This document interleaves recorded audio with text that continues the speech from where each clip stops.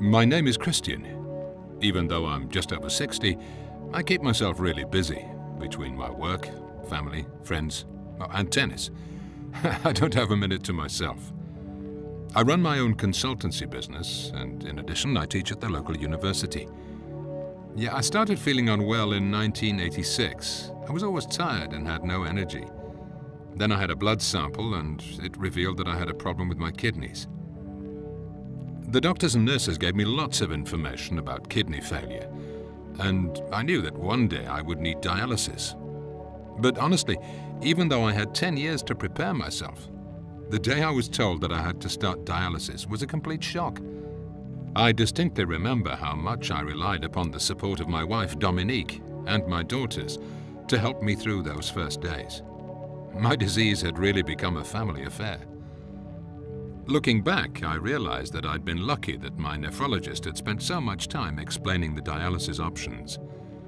I now know that a lot of people are admitted to hospital as an emergency, knowing nothing about end-stage renal disease or dialysis. When they're suddenly told that they have kidney failure, their life simply collapses.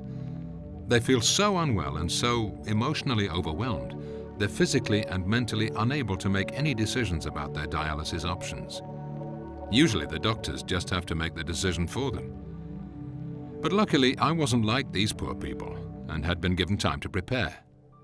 So, how did I choose which dialysis option was right for me? Actually, the decision was pretty straightforward. I had a choice.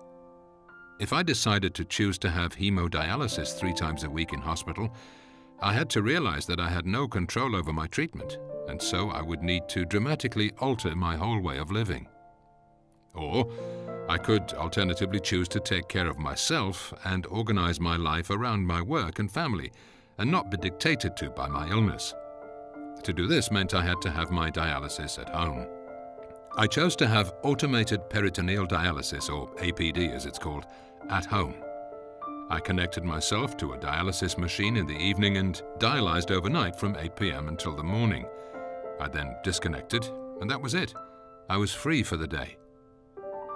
During the day, the machine was hidden in a cupboard in our bedroom, so at first glance, you couldn't tell that anyone was on dialysis or was even ill.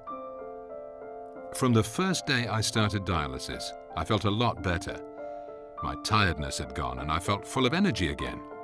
It made me feel more positive about life and motivated me to take more care of my health and get even fitter than I had been previously. I also wanted to be as healthy as possible, so I'd be a good candidate for the transplant list. I really believe that if you have a chance to get a kidney, you need to prove that you deserve it. I was on APD for 3 years, and during that time I had no complications whatsoever. On Friday the 20th of April 1999, about 6 o'clock, the telephone rang. It was the hospital telling me they potentially had a kidney for me. It was a nervous time while they cross-matched the kidney. But it was good news. The kidney was mine. After a 5-hour operation, I came out with my new kidney. 11 years on, and I'm still doing really well. And I'm in top form. Every morning I take my medication. It's just part of my life.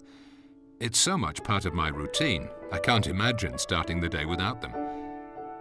In my mind, I'm not cured, but I'm still a renal patient who's living at 100%.